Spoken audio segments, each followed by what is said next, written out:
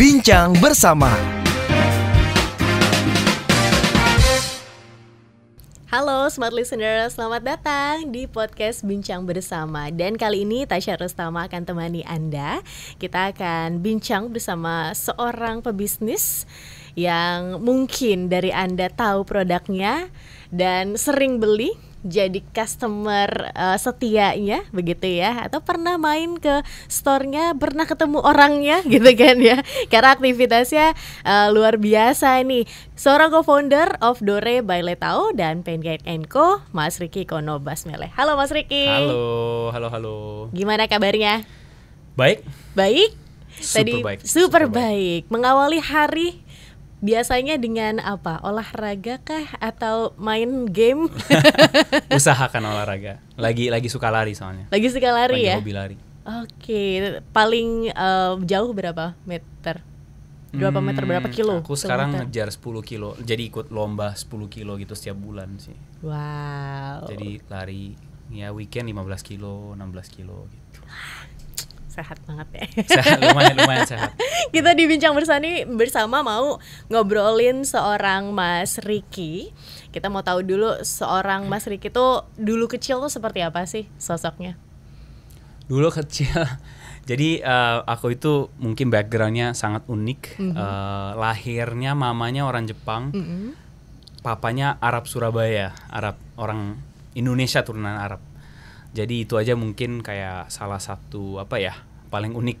Nggak pernah ketemu sih orang campuran Jepang Arab Indonesia. Dan lama tinggalnya di Jepang, di Indonesia bolak-balik.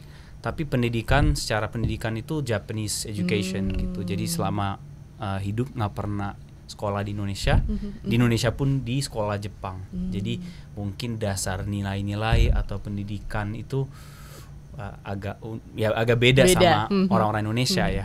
Jadi dan dari kecil memang karena backgroundnya kayak campuran unik, selalu dianggap kayak anak unik dan anak dulu itu lucunya kecilnya lucu. Jadi kayak banyak orang yang kayak main-main sama aku dan suka gitu sih. Jadi happy life lah selama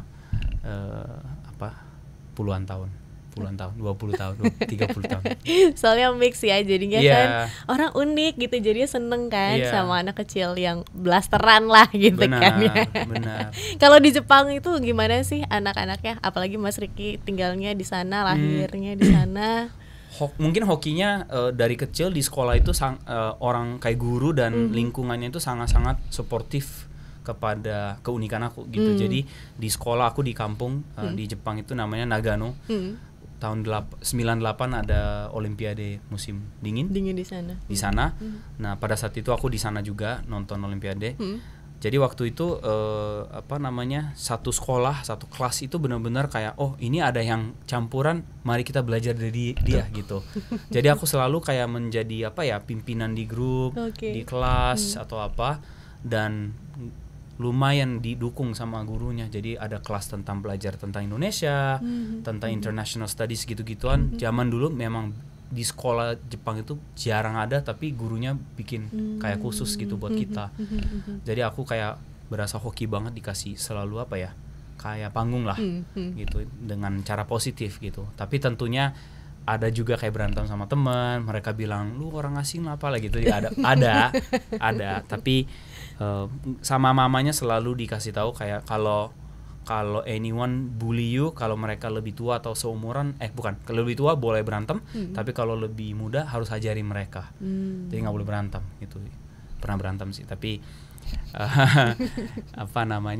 lumayan bagus lah nilai-nilai yang aku dapat dari kecil, dari orang tua, dari sekolah-sekolah Jepang, disiplinan, mengikut group work gitu-gituan itu bagus di Jepang. Seorang yang olahragawan kah, sporty man kah, dulu sporty boy, atau ya sukanya di kelas, belajar, atau suka nature atau alam? Semua suka. Oh ya? Iya, aku ingat kecil belajar lumayan lah ya. Aku dulu matematika gitu lumayan jago. Sport juga main bola. Karena di Jepang itu sangat biasa ya semua orang ikut olahraga gitu. Jadi kayak abis makan siang langsung keluar main bola setiap hari. Ikut tim bola juga aku dulu kecil. nature juga karena tinggal di Nagano, ada gunung gitu, jadi setiap bulan itu adalah aktivitas kemana, ke naik gunung lah apalah gitu. Dan sekarang tinggal di Jakarta berasa itu kayak keinginan aku kayak wah enak, indah banget ya bisa ke nature gitu, karena kan di Jakarta lagi banyak polusi ya. Iya. City banget, kota City banget ya. Iya. Oke. Nah, kalau dulu kecil cita-citanya apa? Sebenarnya selama dari kecil tuh nggak terlalu banyak cita-cita, kayak nggak ada kayak mimpi jadi pemain bola lah, mungkin ada lah ya, kayak secara ngomongan sih ada gitu. Tapi yang satu aku yakin itu dulu dari kecil itu selalu melihat diri sendiri anak global gitu, anak bukan sekolah global, maksudnya anak tinggalnya di global scale gitu. Jadi dari kecil suka melukis kayak peta dunia gitu. Dan naik pesawat juga bola-balik Indonesia, Jepang, dan suka kayak berasa ada di lokasi-lokasi di mana-mana gitu. Jadi sampai sekarang memang berasa aku sendiri kemana-mana berasa orang asing di negara atau tempat di mana aja, karena udah campur kan. Di Indonesia aja berasa kayak naik taksi aja kadang-kadang ditanyain Mas dari mana gitu. Ya karena mungkin bahasa Indonesia agak kurang, but udah biasa lah kayak gitu, dan aku enjoy gitu loh. Aku kemana-mana berasa orang yang unik dan beda gitu daripada orang one of them gitu. Jadi itu sih kayak berasa dari kecil itu ada cita-cita mau di mana-mana gitu. Tapi ada kepikiran nggak pengen jadi pebisnis kalau udah gede gitu? Enggak juga ya, tapi dari kecil suka kreatif. Jadi kalau ada acara sekolah atau apa, atau bikin acara mungkin di acara sekolah paling gampang kali ya contohnya, itu kayak aku selalu jadi panitia dan selalu banyak beride dan selalu ada impian maunya gini gitu. Nah itu mungkin jadi connect ke membangun bisnis juga gitu, selalu ada keinginan lah. Oke. Aku penasaran untuk sosok orang tua sendiri, gimana pengaruhnya di dalam kehidupan Mas Ricky? Karena sedikit banyak kita kan terpengaruh gitu kan ya dengan orang tua. Bukan begitu. Sedikit ya. Kan kita kayaknya 90% dari orang tua kan. Ya benar-benar. Karena anak kan buah nggak jatuh jauh dari pohonnya. Iya. Gitu. Mama benar. Seperti apa, papa seperti apa? Agak malu ya. Mama orang Jepang tapi unik, maksudnya my mom nggak terlalu Japanese lah. Kalau mungkin ada imajinasi Jepang itu agak kaku, ada ini.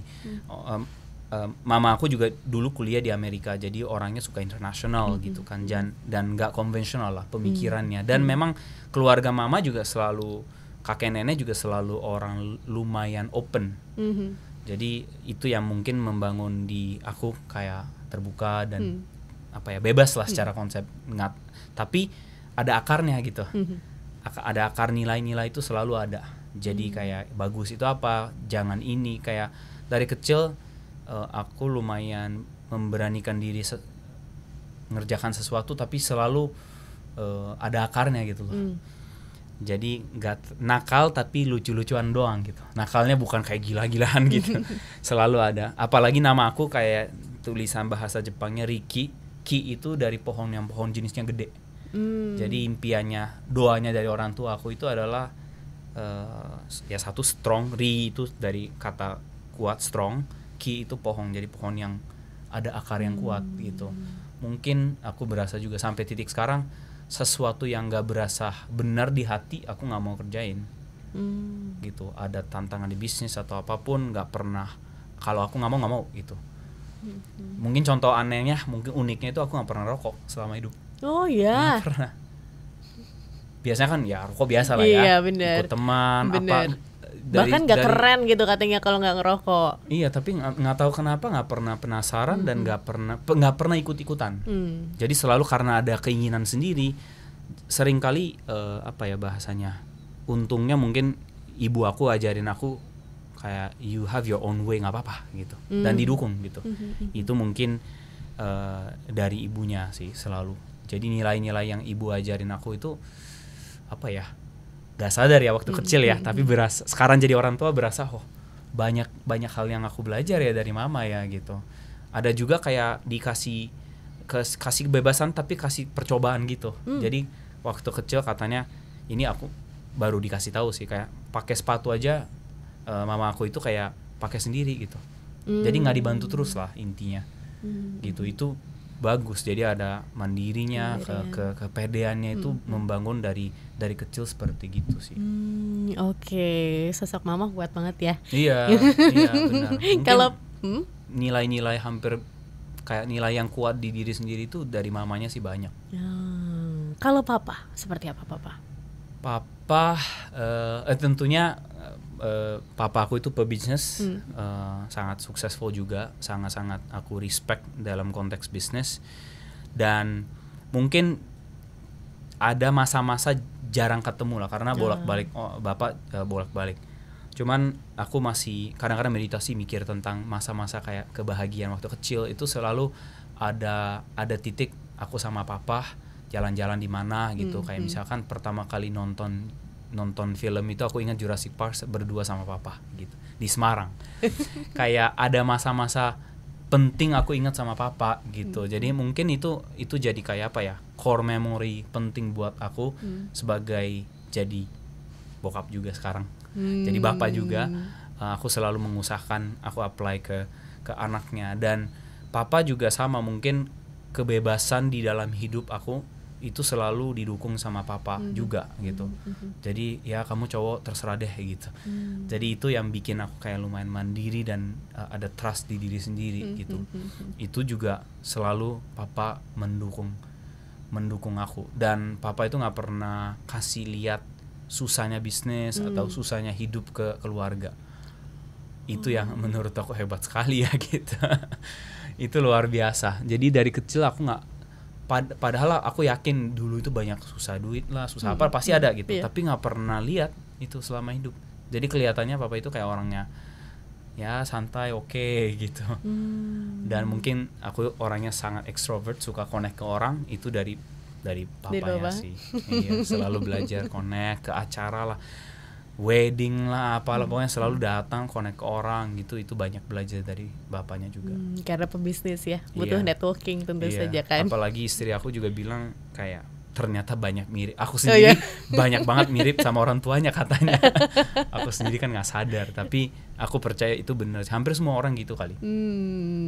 Oke. Apakah kan punya bisnis sekarang, sebuah toko di mana ada produk yang memproduksi kue, kemudian tadi apa namanya, kue Jepang yang itu apa namanya mas? Pancake, Japanese pancake itu. Apakah emang dari dulu suka yang manis-manis kah? Suka masak, bake kue? Suka mengkreasi. Jadi dari kecil dari apa ya, bukan suka masak ya, tapi suka membangun sesuatu atau kayak suka concepting, branding, marketing, itu suka gitu. Contohnya waktu SMA aku ingat kayak ada acara sekolah, kelas aku itu memutuskan bikin restoran omurice, tapi sosok chefnya itu aku gitu. Gak tahu kenapa aku ya, tapi somehow aku jadi kayak sosok chef. Jadi kayak satu restoran itu kayak ada muka aku lah, apalah gitu. Tapi itu concepting, memilih aku diri sendiri bukan aku ya, cuman concepting itu banyak kayak effort dari aku gitu loh, kayak pakai chef, bikin video untuk kenal chef atau apa gitu kan. Jadi dari kecil memang suka mengkreasi sesuatu.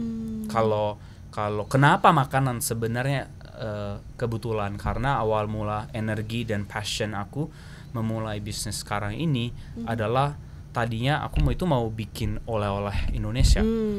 Jadi pengalamannya waktu itu bolak-balik Jepang Indonesia. Pada saat mau pulang ke Jepang, aku mau bawa apa namanya oleh-oleh buat nenek aku gitu. Tapi begitu cari oleh-oleh Indonesia itu kayak selalu berasa kayak barang-barang supermarket banyak ya, enak dan apa. Tapi kan supermarket punya produk kan kayak agak kurang presentatif lah ya. Jadi pada saat itu kok Indonesia itu padahal kita makanannya enak, culture-nya interesting dan lain-lain, tapi nggak ada sesuatu yang menjual nama Indonesia dengan baik gitu loh. Ujung-ujungnya beli supermarket punya kacang lah apalah gitu kan. Dan itu kan rasanya enak tapi nggak ada experience Indonesianya gitu. Bisa jadi dari Vietnam, Thailand, orang juga nggak bakal peduli gitu kan.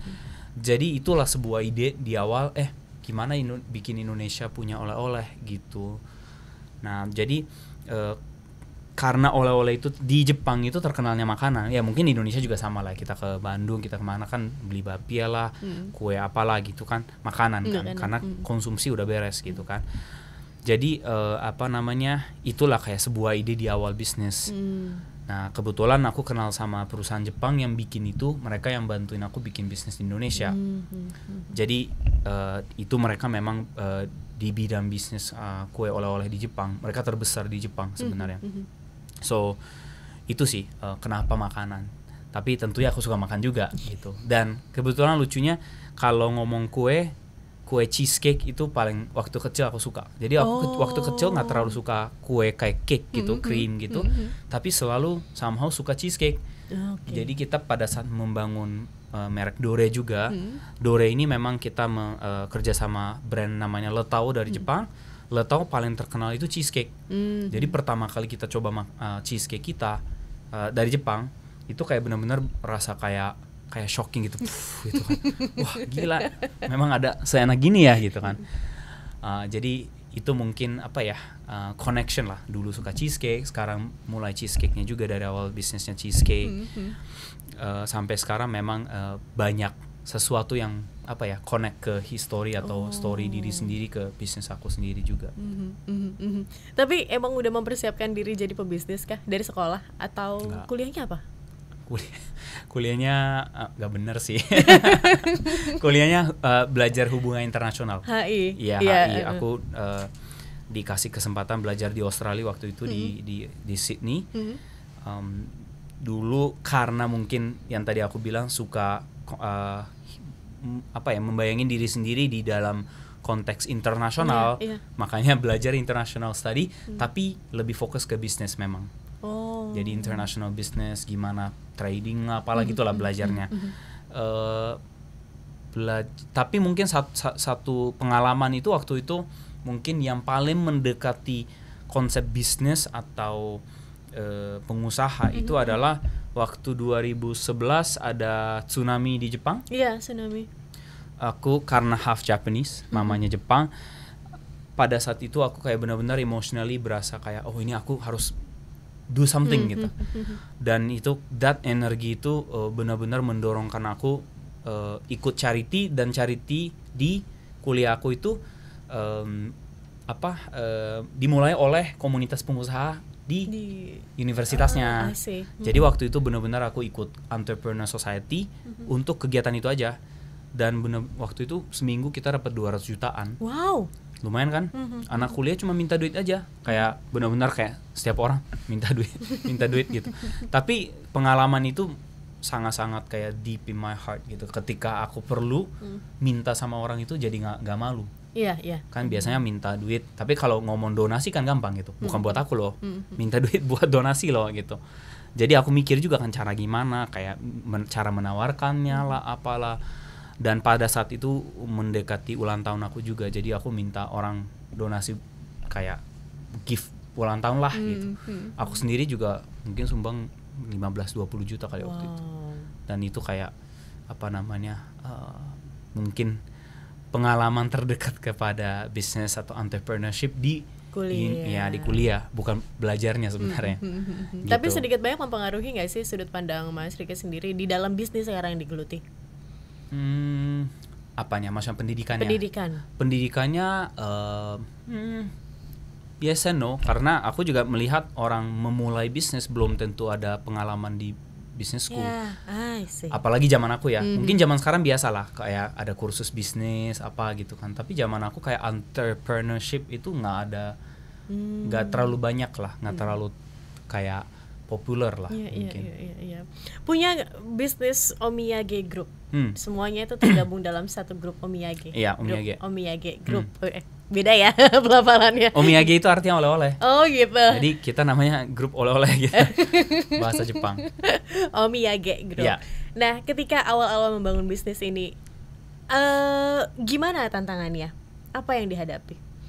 Papa kan pebisnis. Nyari advice kah gitu atau gimana? Enggak. I don't know ya. I mean, hokinya, jadi aku ada partners, ada 4 orang sebenarnya, 1 suami istri, Andi sama Yohan, sekarang CEO dan business operator, main operatornya mereka, sama anaknya Jepang. Jadi kita dibantu sama perusahaan Jepang, partner kita Shintaro sama saya, berempat. Karena ada pertemanan dan partners, secara konsep kita lumayan terbuka dan banyak diskusi. Dan saat itu aku sendiri gak ada pengalaman kerja benaran gitu loh.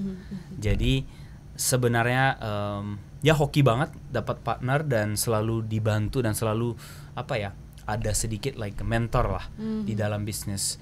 Dan hokinya mungkin di Indonesia, di Jakarta, komunitas-komunitas pengusaha atau anak-anak bisnis itu sangat terbuka ya.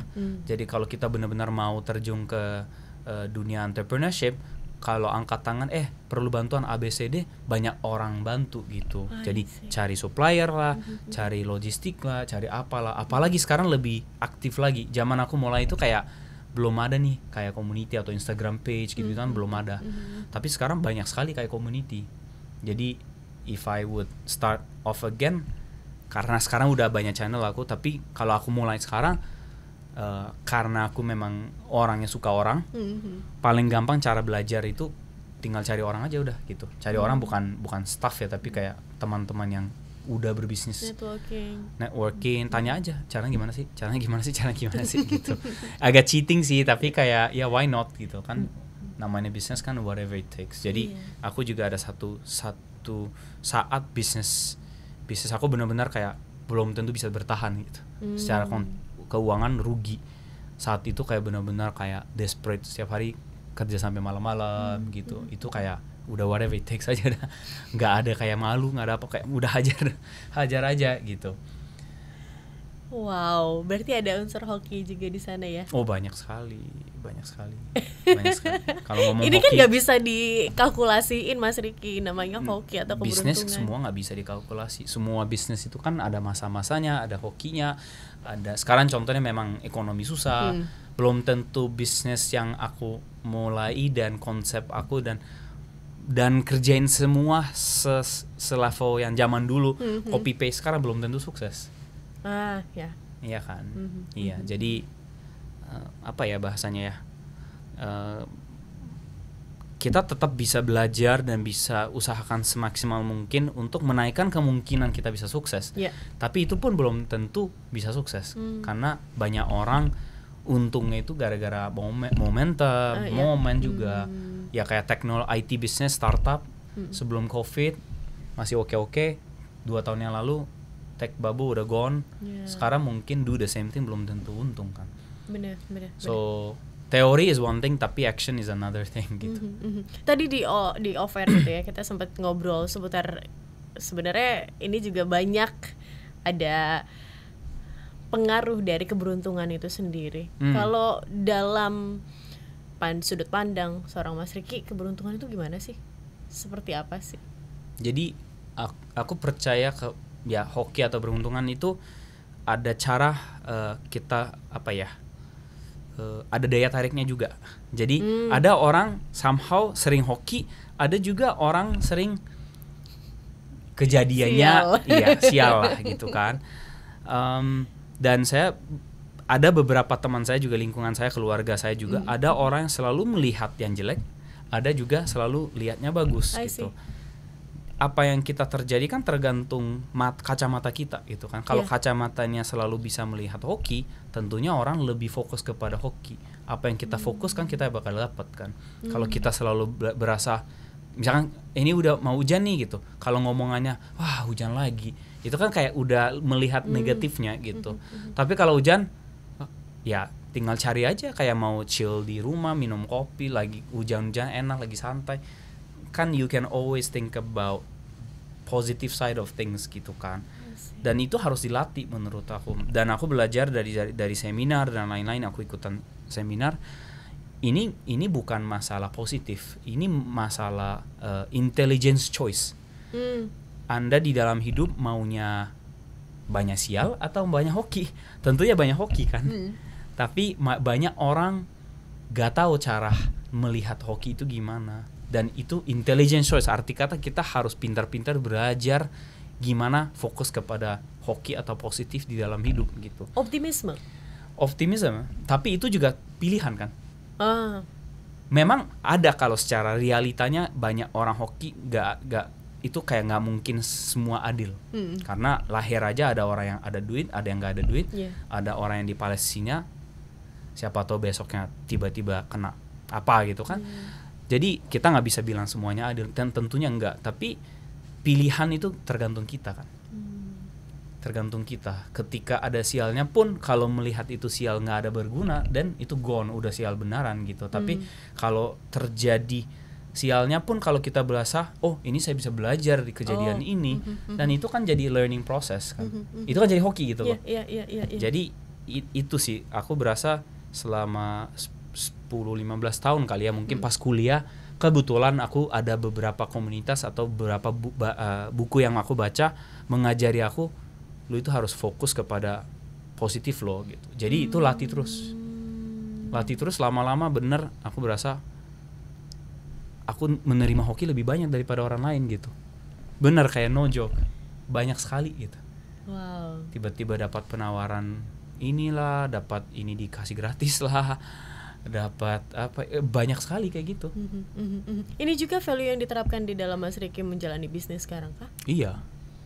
Dan biasanya aku juga banyak kasih ke orang juga. Banyak kasih itu bukan kasih duit ya, tapi selalu aku kayak di ketemu orang kayak gini, selalu memikirkan gimana aku bisa bantu gitu. Kalau ada sedikit pun bisa bantu, yang misalnya connect ke orang lain lah, kenalin siapa, whatever gitu. Any konteks, kalau begitu aku bisa bantu, most likely dia orang juga bisa bantu aku. Tapi aku selalu mikirnya nggak terlalu butter ya, bukan aku I help you, you help me, bukan kayak gitu. Cuman aku selalu mikir, how can I help you gitu. Sesimpel kata itu aja berasa kayak ujung-ujungnya kayak apa ya, kayak tanam biji gitulah. Gitu, nanti panennya mungkin nggak tahu 2 tahun lagi, 5 tahun lagi gitu. Aku berasa banget sih kayak ada kasus kayak gitu, tiba-tiba habis 5 tahun orang yang dulu aku bantu tiba-tiba balik, dia kasih aku lagi, kayak wah, kayak cerita-cerita kita kayak baca waktu kecil gitu loh, kayak ya kayak gitu, moral story-nya kayak gitu. Tapi benar-benar aku percaya kayak apa ya, law of attraction gitu, apa yang kita kasih kita dapat. Hoki juga sama, kalau kita kasih hoki ke orang lain pasti kita dapat hoki terus gitu. Wow, ini yang kadang-kadang miss ya Mas Ricky ya. Karena kan kalau kita ngomongin bisnis, networking, kadang-kadang nih udah terjebak pada satu skema memanfaatkan gitu kan, menggunakan gitu kan, apa yang lu bisa ngasih apa ke saya nanti ya udah itu yang akan saya kasih begitu. Padahal kan tanpa kita berpikir begitu, ya nanti akan terjadi juga kan, Mas Ricky juga tadi bilang. Mungkin aku yang kurang di sisi itu kali ya. Ada orang yang memang cara menang atau cara hidupnya seperti gitu, ada yang kayak selalu fighting gitu kan. Tapi mungkin karena background aku juga di apa ya, di dalam keluarga yang generally lebih happy, energi aku itu selalu kayak base-nya itu happiness, positivity itu yang energi aku itu. Wow. Tapi ya itu hidup aku, nggak bisa copy paste ke semua orang gitu. Cuman ya simpelnya aku percaya lebih ke positivity gitu sih. Wah, keren. Aku juga lagi belajar nih dari Mas Ricky nih. Sharing positif. Kalau misalnya lagi nggak ngapa-ngapain, nggak ngurusin bisnis, ya apa yang dilakukan biasanya sekarang? Hobinya apa sih? Hobi lari sekarang. Hobi lari Selain banyak. Selain lari, aku suka musik, main gitar, nyanyi juga suka. Dulu kayak ada masa-masa main band juga. Apa ya, suka belajar juga, suka kayak kadang ikut seminar, nonton YouTube tentang mindset dan lain-lain, karena selalu berasa itu yang dasar hidup aku itu di situ selalu. Sama ya family time juga, jalan-jalan, suka makan, dan kadang masak juga. Aku lagi hobi ini bikin cola, craft cola. Apa itu?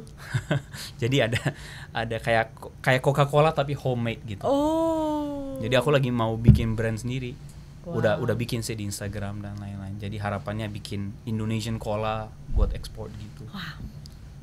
Tapi mulai dari hobi, suka aja. Dari suka ya. Oke, menarik. Kalau buku, sekarang lagi baca buku apa? nggak baca buku. Nggak baca buku ya? Udah jadi malas. Harusnya baca buku ya, tapi unfortunately sekarang jarang. Dulu waktu kuliah sih banyak, setiap minggu 1-2 gitu. Karena itu jadi kebudayaan kan kalau di sekolah Jepang. Jepang itu orang usia kayak seumuran banyak lah, pokoknya ke toko buku itu masih banyak orang baca, beli gitu. Di sana itu sangat-sangat reading, it's a big culture gitu. Yeah. Mungkin bahasa juga, bahasa Jepang itu lebih singkat. Jadi maksud satu itu lebih singkat, jadi lebih cepat bisa cepet baca. Ya bacanya. Iya, kadang-kadang kalau aku bisa cepat itu 3 jam itu satu buku udah bisa. Kalau cepat ya.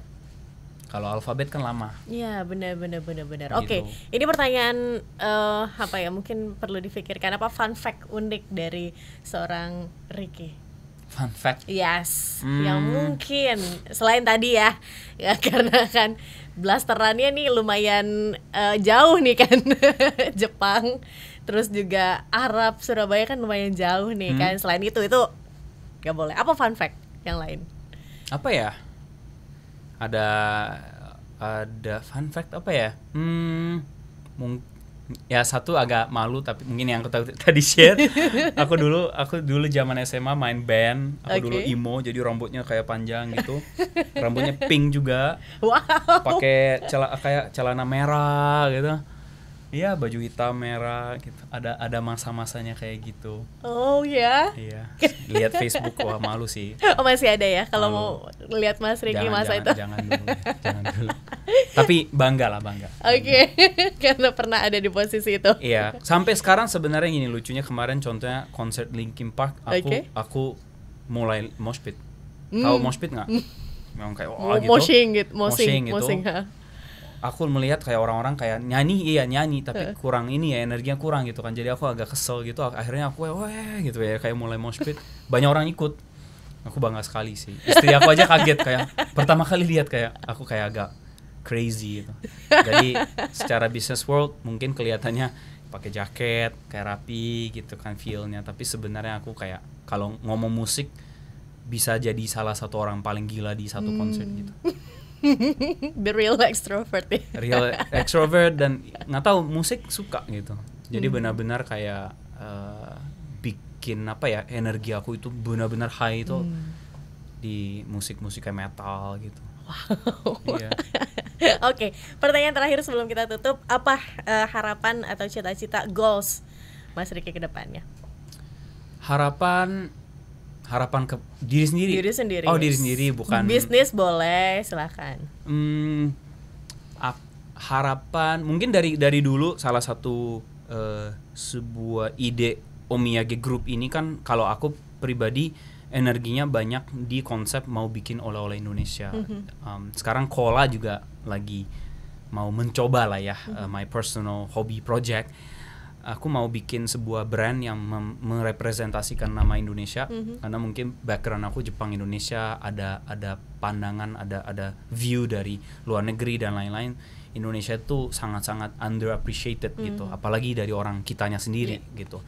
So impian aku itu bikin sesuatu yang bikin orang Indonesia, malah orang internal kita berasa Indonesia keren loh gitu. Bukan cuma sekedar 17-an punya momen, tapi benar-benar kita lebih bangga diri sendiri. Impiannya itu mau membangun perusahaan dan membangun produk yang bisa menjadi apa ya, menjadi apa, kita menjadi kayak sesuatu reminder ke orang-orang gitu. Kalau representatif gitu, kalau itu bisa sih aku kayak happy banget. Tentunya kalau itu jadi bisnisnya juga aku yakin bisa sukses. Itu kali ya. Oke. Thank you Mas Ricky. Terima kasih untuk insight-nya, dan banyak ya inspirasi juga pelajaran hidup yang kita dapati. Karena ya selalu diingetin lagi ya Mas Ricky, kalau misalnya kita ngelihatnya yang negatif aja begitu kan ya kapan kita mau bergerak atau mau mendatangkan hoki itu ke diri kita begitu kan ya Mas Ricky. Iya, harus dilatih ya. Setiap hari kayak mengundang terus. Bisa itu bisa. Come to mama, come to Kamu papa. tuh mama, kamu tuh mama gitu. Kalau setiap hari kamu mikir gitu pasti lebih hoki. Ya, Yakin. Oke, terima kasih Mas Riki sekali lagi. Terima kasih. Dan terima kasih Smart Listeners untuk Anda yang sudah bersama kami dalam podcast Bincang Bersama kali ini.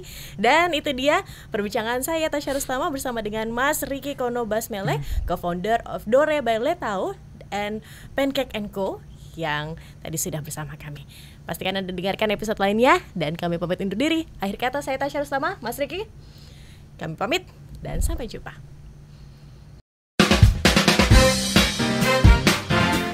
Bincang Bersama.